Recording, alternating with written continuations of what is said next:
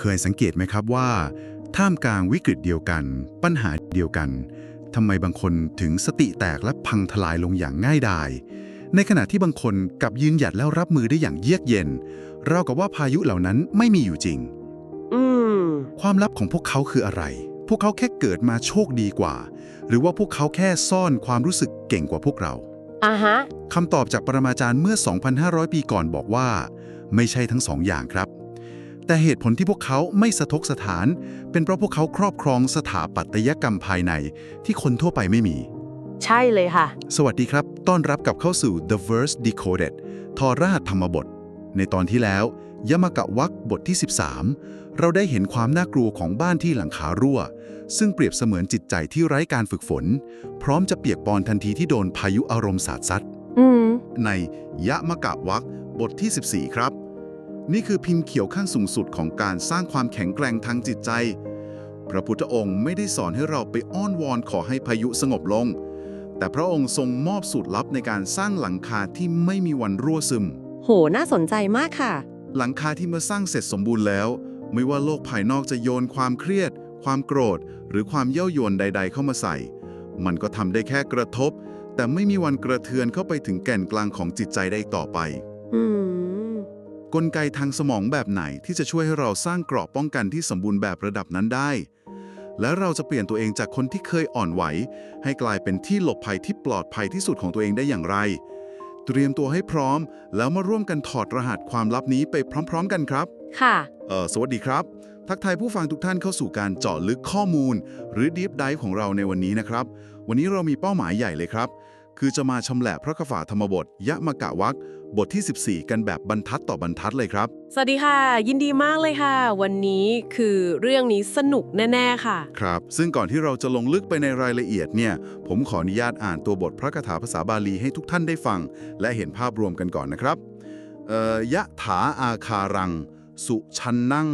วุถีณสมติวิชติ เอวังสุภาวิตังจิตตัง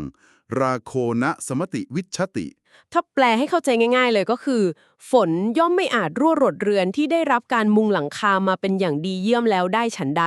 กิเลสคือราคะก็ย่อมไม่อาจเจาะทะลุทะลวงจิตที่ได้รับการอบรมพัฒนามาเป็นอย่างดีแล้วได้ฉันนั้นค่ะคือสิ่งที่น่าทึ่งมากสำหรับคาถาบทนี้นะครับมันไม่ใช่แค่อุปมาอุปเมยทางวรรณศิลป์ที่แบบฟังดูสวยงามทั่วไปนะครับแต่มันคือการวางโครงสร้างทางภาษาศาสตร์ที่มันสะท้อนถึงวิศวกรรมทางจิตใจอย่างแท้จริงเลยครับวิศวกรรมทางจิตใจเลยเหรอคือมันลึกขนาดนั้นเลยลึกมากครับคือถ้าเราลองถอดรหัสรากศัพท์ของภาษาบาลีดูนะครับเราจะเห็นภาพการทำงานของระบบประสาทและก็จิตวิทยาซ่อนอยู่ชัดเจนมากเริ่มจากคำที่ทรงพลังที่สุดคำหนึ่งในบทนี้เลยนะครับคือคำว่าสมติวิชติครับที่แปลว่าเจาะทะลุทะลวงคำนี้ฟังดูมีพลังทำลายล้างสูงมากเลยนะครับคือบริบทของการเปียกฝนทั่วไปมันดูเบาไปเลยนะฮะพอเจอคำว่าเจาะทะลุทะลวงเนี่ยมันน่าจะมีความหมายซ่อนอยู่อีกใช่ไหมครับมีความหมายในเชิงโครงสร้างที่ลึกซึ้งมากค่ะคือในทางไวยากรณ์เนี่ยคำนี้มันไม่ได้เกิดขึ้นมาโดดๆนะคะแต่มันประกอบขึ้นจากการซ้อนอุปสรรคถึง2ชั้นเลยค่ะ2ชั้นเลยซ้อนยังไงครับชั้นแรกคือคำว่าสังค่ะที่แปลว่าทั่วถึงหรือบริบูรณ์แล้วก็มาบวกกับอติที่แปลว่าล่วงเลยหรือทะลุทะลวงแล้วพอเอาไปรวมกับรากศัพท์ที่แปลว่าการเจาะหรือทำลายโครงสร้างเนี่ยเมื่อนำมารวมกันทั้งหมดมันจึงหมายถึงสภาวะที่แบบกิเลสหรือพายุอารมณ์เนี่ยมันไม่ได้แค่หยดลงมาเปื้อนผิวเหมือนฝนตกใส่เสื้อผ้านะคะฮะแต่มันคือการกัดกร่อนค่ะมันทะลวงผ่านโครงสร้างการป้องกันของเราทั้งหมดแล้วแพร่กระจายไปทำลายระบบการตัดสินใจเชิงตรรกะของเราอย่างเบ็ดเสร็จเลยค่ะอ๋อคือแบบนี่คือภาพจำลองสภาวะของจิตที่ไร้การป้องกันเลยใช่ไหมครับใช่ค่ะถูกต้องเลยโอเคลองนึกภาพตามนะครับคุณผู้ฟังมันเหมือนกับน้ำที่ไม่ได้แค่แบบหยดลงพื้นธรรมดาแต่เป็นน้ำซึมที่ค่อยๆกัดเซาะโครงช่างเหล็กเส้นในเสาปูนจนมันเป็นสนิมอะฮะใช่เห็นภาพเลยค่ะแล้ววันดีคืนดีโครงสร้างนั้นมันก็ถล่มลงมาทั้งสถาปัตยกรรมเลยคือถ้ากิเลสหรือความเครียดมันลุกลามไปทั่วทุกอนูแบบนั้นได้เนี่ยทางแก้ในระดับภาษาศาสตร์ที่พระพุทธองค์ทรงซ่อนไว้มันก็น่าจะต้องเป็นการป้องกันระดับรากฐานแน่ๆเลยใช่ไหมครับแน่นอนค่ะมันคือการออกแบบเชิงวิศวกรรมอย่างที่คุณบอกเลยทางแก้เนี่ยมันถูกซ่อนอยู่ใน2คำสำคัญค่ะ คือคำว่าสุฉันนังที่แปลว่า เรือนที่มุงดีแล้วแล้วก็คำว่าสุภาวิตังที่แปลว่า จิตที่อบรมดีแล้วค่ะ อ่ะฮะแล้วมันพิเศษยังไงครับสองคำนี้นัยสำคัญมันอยู่ที่การเลือกใช้อุปสรรคคำว่าสุค่ะที่แปลว่าดี งาม หรือสมบูรณ์ การเติมคำนี้เข้าไปเนี่ยมันเป็นการบ่งบอกว่าสภาวะนี้จะไม่เกิดขึ้นเองตามธรรมชาตินะคะอ๋อคือเราต้องสร้างมันขึ้นมาเอง ใช่ค่ะแต่มันคือคำเชิงรุกเลยค่ะเป็นการลงมือที่ต้องอาศัยความประณีตรัดกุมแล้วก็ต้องไร้ช่องโหว่อย่างสิ้นเชิงไม่ใช่การไปนั่งรอหรืออ้อนวอนให้ฝนหยุดตกนะคะแต่คือการลงมือสร้างเกราะต้านทานสมบูรณ์ขึ้นมาด้วยสองมือของเราเองค่ะ โอ้โห ฟังดูเหมือนการใช้คำว่าสุในที่นี้เนี่ย มันไม่ใช่แค่เอาแบบผ้าใบพลาสติกไปคลุงรอยรั่วบนหลังคาแบบขอไปทีเวลาฝนตกหนักอะไรอย่างนี้นะครับ ไม่ใช่เลยค่ะแต่มันคือการออกแบบเชิงวิศวกรรม การเรียงกระเบื้องซ้อนทับกันอย่างที่แบบคำนวณองศามาแล้วเป๊ะๆเพื่อไม่ให้น้ำแม้แต่หยดเดียวซึมผ่านได้เลย ถูกต้องค่ะเป๊ะเลย แต่ทีนี้ในโลกความเป็นจริงอะถ้าสมมุติว่าจิตใจของคนเรามันพังทลาย หรือว่ามันเกิดอาการหลังคารั่วไปเรียบร้อยแล้วเนี่ยเราจะกู้คืนสถาปัตยกรรมนี้กลับมาได้อย่างไรล่ะครับมันมีกรณีศึกษาอะไรที่เป็นรูปธรรมให้เราเห็นภาพการซ่อมแซมระบบนี้ไหมครับมีกรณีศึกษาที่ชัดเจนมากค่ะ แล้วดิฉันขอบอกเลยว่าเป็นมาสเตอร์คลาสทางจิตวิทยาเลยนะคะ น่าสนใจครับเรื่องอะไรครับคือในคัมภีร์อรรถกถาเนี่ยได้บันทึกปุ่มหลังของคาถาบทนี้ไว้ค่ะ ผ่านเรื่องราวของพระนันทเถระ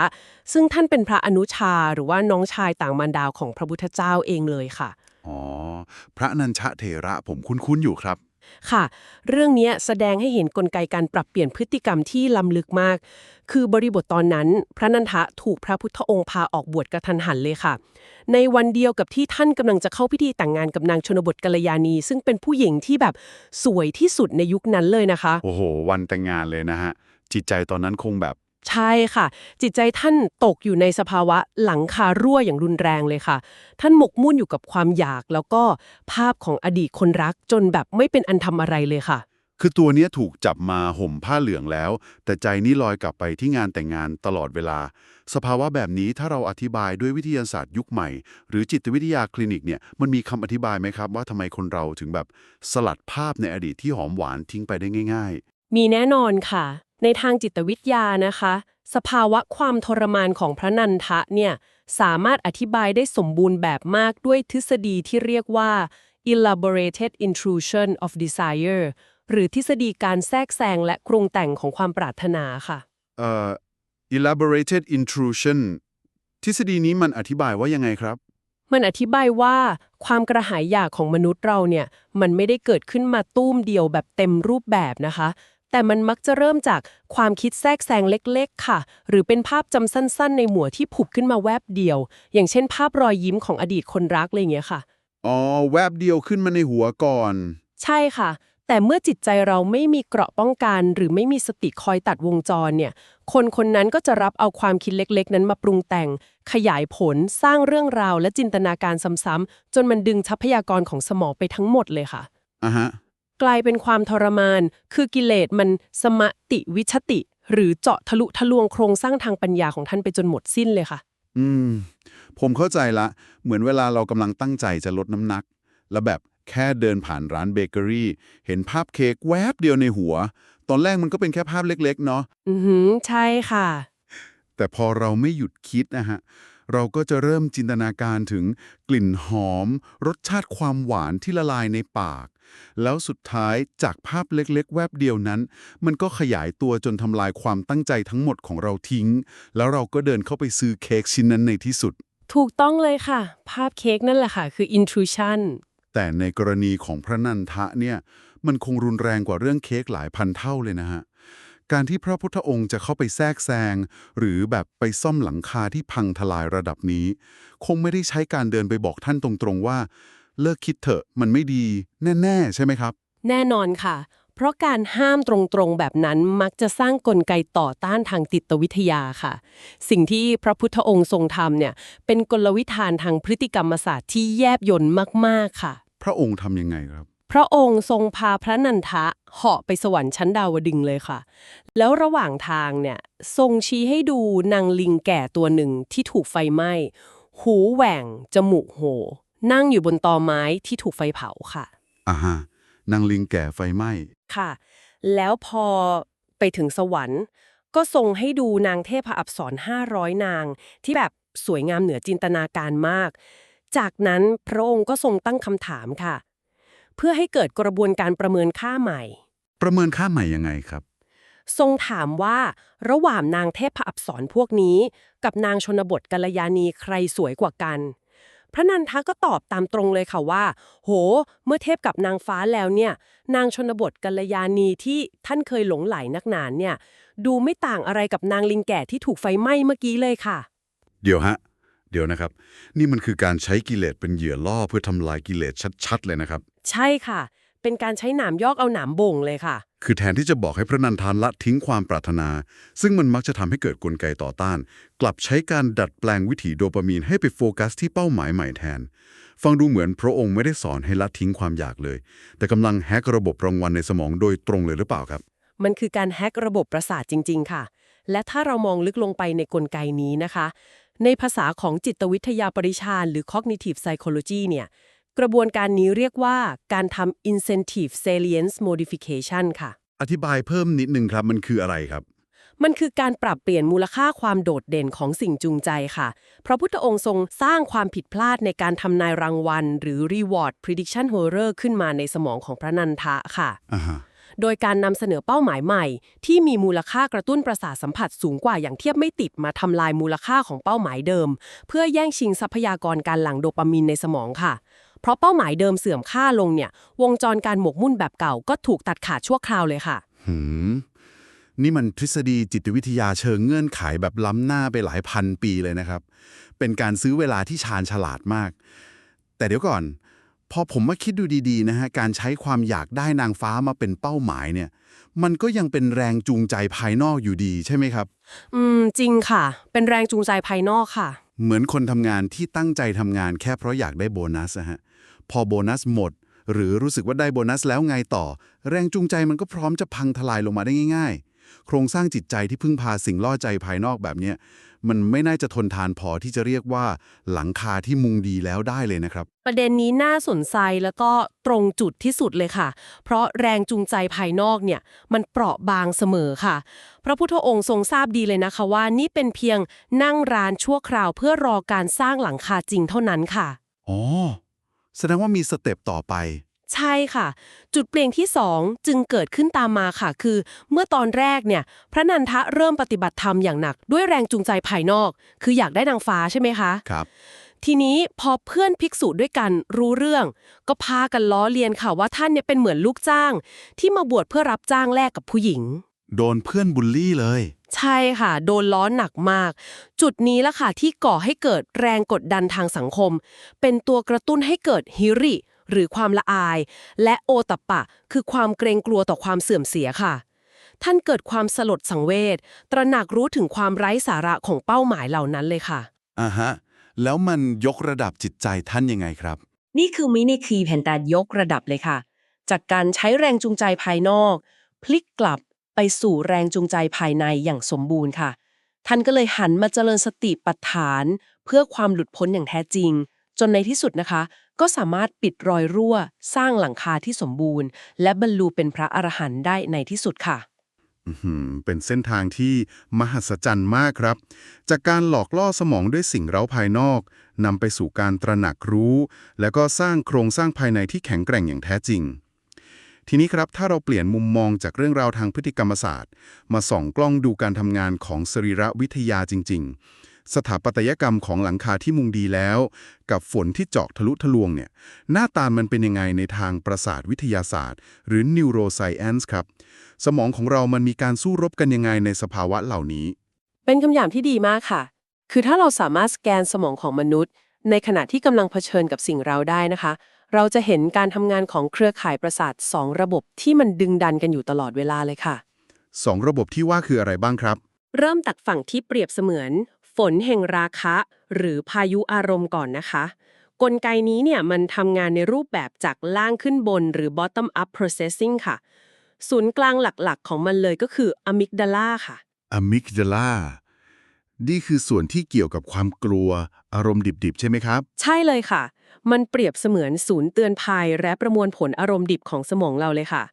เมื่อจิตใจเราไม่ได้รับการฝึกฝนเนี่ย ทันทีที่ตาเราเห็นรูป หรือหูได้ยินเสียง สิ่งเร้ามันจะพุ่งตรงเข้ามากระตุ้นระบบนี้เลยค่ะ แล้วมันจะเกิดอะไรขึ้นครับพอโดนกระตุ้น มันก็จะหลั่งสารเคมีแห่งความเครียดหรือความกระหายอยากออกมาค่ะ สร้างปฏิกิริยารุนแรงแบบฉับพลันเลยนะคะแซงหน้าตรรกะและเหตุผลของเราทั้งหมดเลยค่ะ นี่แหละค่ะ คือสภาวะที่จิตถูกเจาะทะลุทะลวง ตามความหมายของคำว่าสมาติวิชชาติ แบบเป๊ะๆเลยค่ะ ถ้าจะพูดให้เห็นภาพง่ายๆเลยนะฮะอะมิกดาลาก็เหมือนสัญญาณการขโมยที่แบบ พอมันมีลมพัด หรือมีแมวเดินผ่านนิดเดียวมันก็ดังลั่นทะลุทะลวงจากล่างขึ้นบนไปหมดเลย ใช่ค่ะ ดังหนวกหูมาก แล้วส่วนไหนของสมองล่ะครับ ที่จะมารับบทบาทเป็นหลังคาหรือเป็นรปภที่จะเดินมาปิดสวิตช์หรือควบคุมสถานการณ์ไม่ให้ไอ้สัญญาณการขโมยนี้มันทำงานพร่ำเพรื่อ รปภประจำสมองของเราเนี่ยก็คือเปลือกสมองส่วนหน้าหรือ prefrontal cortex หรือเรียกสั้นๆว่า PFC ค่ะ อ๋อ ค่ะ ส่วนนี้รับผิดชอบการทำงานระดับสูงเลยนะคะ การใช้ตรรกะเหตุผล แล้วก็การควบคุมอารมณ์ค่ะ การสร้างจิตที่สุภาวิตัง ก็คือการสร้างความเข้มแข็งให้ระบบการควบคุมทิศทางจากบนลงล่าง หรือ top down inhibitory control ค่ะ แสดงว่า PFC นี่แหละ คือตัวควบคุมอะมิกดาลาอีกทีหนึ่ง ใช่ค่ะ เมื่อเรามีสติ สมองส่วนหน้าจะส่งสัญญาณไปตามเครือข่ายวิถีประสาทเบรกฉุกเฉินค่ะ เครือข่ายนี้จะทำหน้าที่เหมือนเบรกมือในรถยนต์เลยนะคะ ดึงเบรกเพื่อหยุดยั้งพฤติกรรมแล้วก็แรงกระตุ้นจากอะมิกดาลาได้ทันทีเลยค่ะ แล้วมันมีกลไกทางวิทยาศาสตร์อะไรไหมครับ ที่อธิบายว่า การที่เราแค่มีสติ หรือแค่การรู้ตัวเนี่ย มันไปเปิดสวิตช์ระบบเบรกฉุกเฉินนี้ได้อย่างไร เพราะคนทั่วไปเนี่ยมักจะมองว่า สติเป็นเรื่องของนามธรรม จับต้องไม่ได้ แต่จริงๆแล้วมันน่าจะมีปฏิกิริยาทางกายภาพบางอย่างเกิดขึ้นในสมองแน่ๆใช่ไหมครับ มีแน่นอนค่ะ แล้วก็มีงานวิจัยที่คลาสสิกมากๆที่ตอบคำถามนี้ได้ชัดเจนสุดๆเลยนะคะ เป็นงานวิจัยจากมหาวิทยาลัย UCLA โดยคุณแมทธิว ลิเบอร์แมนค่ะ งานวิจัยเขาทำยังไงครับ คือทีมวิจัยเนี่ยเขาให้ผู้ร่วมการทดลองดูภาพที่เร้าอารมณ์รุนแรงค่ะ ซึ่งปกติแล้วภาพพวกนี้มันจะทำให้อะมิกดาลาทำงานอย่างบ้าคลั่งเลยนะคะ สัญญาณเตือนภัยนี่ดังลั่นสมองเลยค่ะ อ่าฮะ แต่เขาเพิ่มเงื่อนไขเข้าไปอย่างหนึ่งค่ะ คือให้ผู้ทดลองทำสิ่งที่เรียกว่า affective labeling หรือแปลง่ายๆ คือ การกำหนดรู้หรือการติดป้ายชื่อให้อารมณ์ที่กำลังเกิดขึ้นค่ะ ติดป้ายชื่อยังไงฮะ ก็เช่น แค่นึกในใจสั้นๆว่า โกรธ หรือกลัว หรืออยากอะไรเงี้ยค่ะ สิ่งที่เกิดขึ้นในภาพสแกนสมอง fMRI เนี่ยน่าทึ่งมากค่ะ ให้สงบลงหรือลดลงอย่างมีนัยสำคัญเลยค่ะ เดี๋ยวนะครับ กลไกนี้มันทำงานยังไงครับทำไมแค่เราเรียกชื่อมันถึงทำให้พายุอารมณ์มันสงบลงได้ งานวิจัยของ UCLA กำลังบอกเราว่า แค่เราเรียกชื่ออารมณ์นั้นรปภก็จะตื่นขึ้นมาทำงานทันทีงี้แหละครับ พายุฝนแห่งสัญชาตญาณดิบก็เลยทะลุทะลวงหลังคาไม่ได้อีกต่อไป มันมีการแย่งชิงพลังงานอะไรกันในสมองหรือเปล่าครับ สิ่งที่ซ่อนอยู่เบื้องหลังกระบวนการนี้เลยนะคะ คือเรื่องของการจำกัดทรัพยากรในสมองค่ะ คือสมองมนุษย์เรามีพลังงานและเลือดไปเลี้ยงอย่างจำกัดนะคะ เมื่อเราเจอสิ่งเร้าพลังงานจะพุ่งไปที่ศูนย์อารมณ์หรืออะมิกดาลาก่อนเลยค่ะ อ๋อ มันไปที่อารมณ์ก่อนเสมอ ใช่ค่ะ แต่ทันทีที่เราพยายามจะเรียกชื่ออารมณ์นั้น เรากำลังบังคับให้สมองต้องไปเรียกใช้ศูนย์ภาษา และศูนย์ตรรกะที่อยู่ตรงสมองส่วนหน้าค่ะ กระบวนการนี้แหละค่ะ มันบังคับให้สมองต้องดึงเอาพลังงานและกระแสเลือด ขโมยกลับมาจากศูนย์อารมณ์ เพื่อมาใช้ในการประมวลผลคำศัพท์ค่ะ โห เหมือนดึงปลั๊กไฟออกจากอะมิกดาลาเลย ใช่เลยค่ะอะมิกดาลาที่ถูกแย่งพลังงานไปเนี่ย มันจึงต้องลดการทำงานลงโดยปริยายค่ะ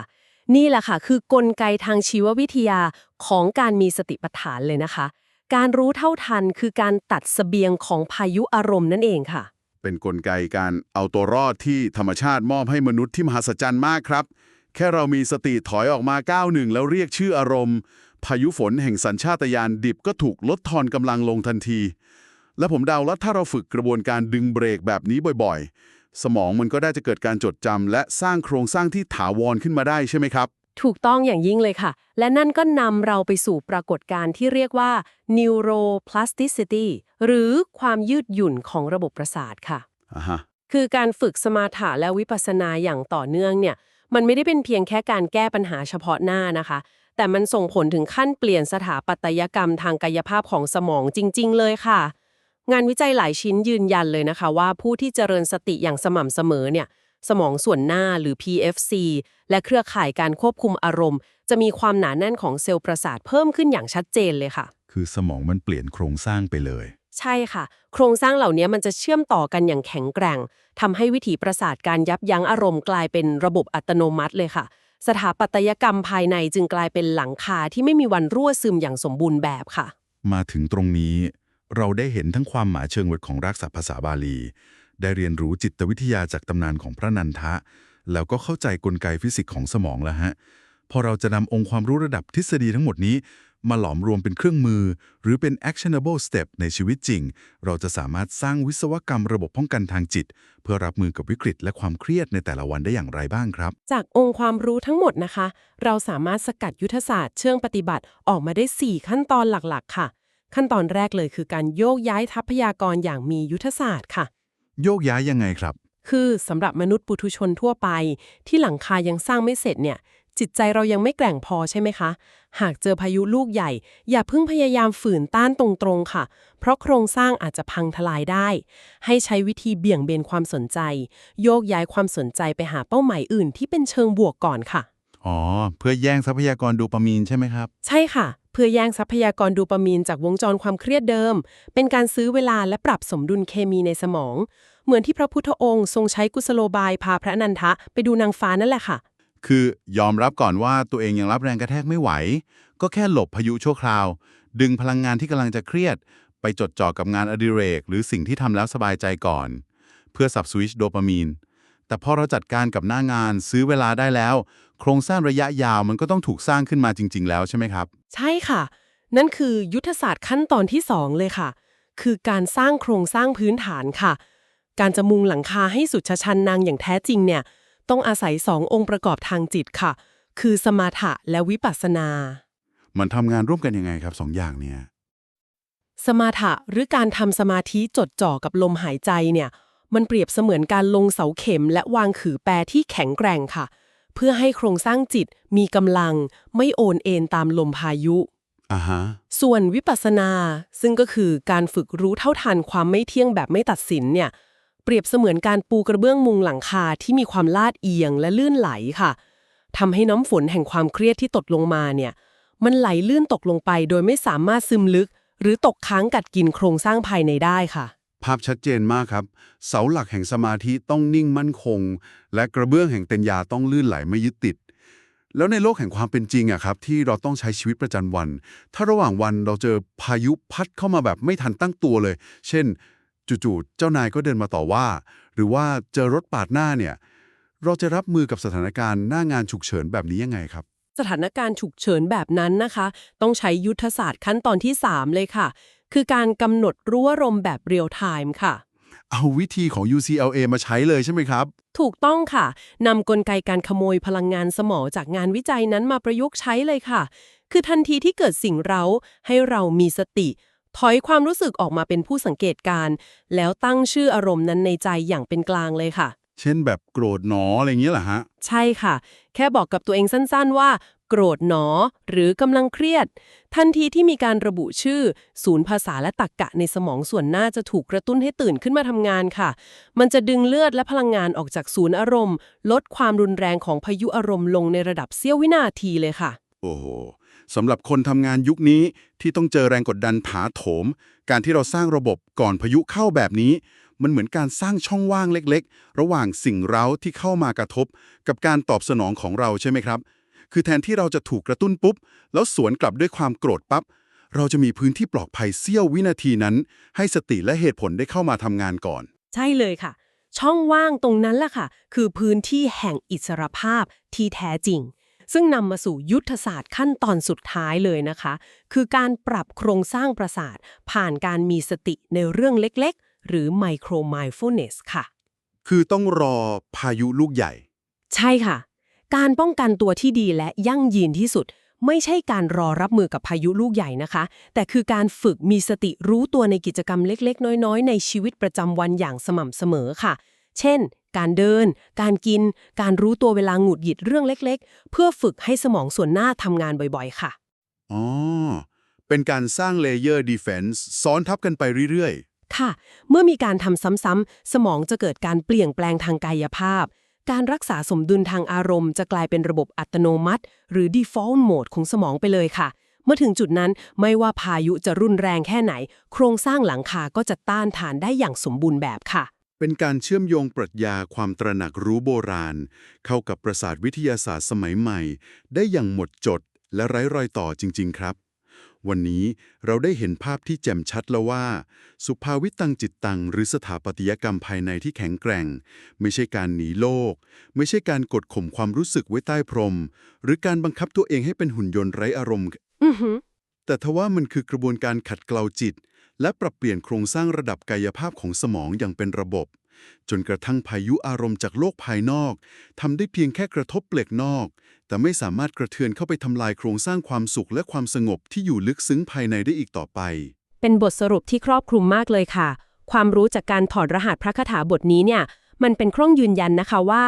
ศักยภาพในการทนทานต่อแรงเสียดทานของโลกนั้น ไม่ใช่พรสวรรค์ที่สงวนไว้สำหรับใครบางคนนะคะ แต่มันมีซ่อนอยู่แล้วในสรีรวิทยา และระบบประสาทของมนุษย์เราทุกคนเลยค่ะ ขอเพียงแค่เริ่มต้นประกอบโครงสร้างนั้นขึ้นมาทีละชิ้น ผ่านการเจริญสติอย่างอดทนและสม่ำเสมอค่ะ เป้าหมายของการถอดรหัสวิชาปรมาจารย์ในวันนี้ ไม่ใช่เพื่อหาทางหนีโลกไปอยู่ในที่ที่ไม่มีพายุฝนหรอกนะครับ เพราะสัจธรรมของโลกคือฝนจะยังคงตกลงมาเสมอ แต่ลองจินตนาการดูสิครับ ว่าหากหลังคาจิตใจของคุณถูกสร้างและออกแบบมาอย่างสมบูรณ์แบบ ไร้รอยรั่วซึมแล้วจริงๆ แทนที่คุณจะหวาดกลัวพายุ คุณอาจจะสามารถนั่งจิตชา และเพลิดเพลินกับการฟังเสียงฝนที่ตกลงมากระทบหลังคาได้อย่างรื่นรมและสงบเงียบที่สุด โลกภายนอกวุ่นวาย แต่โลกภายในกลับเงียบสงัด จริงค่ะ ถ้าท่านเห็นว่าคลิปนี้มีประโยชน์ ช่วยกด subscribe กดไลค์และกดแชร์เพื่อส่งต่อสิ่งดีๆนี้ให้เข้าถึงผู้อื่นด้วยนะครับ ขอบคุณทุกท่านที่ติดตามฟังนะคะ ขอขอบคุณทุกท่านที่สละเวลามาร่วมดำดิ่งค้นหาความรู้ไปกับเราอย่างลึกซึ้งในวันนี้ ขอให้ทุกท่านมีความสุขกับการสร้างและดูแลสถาปัตยกรรมภายในให้แข็งแกร่ง และพบกันใหม่ในโอกาสหน้า สวัสดีครับ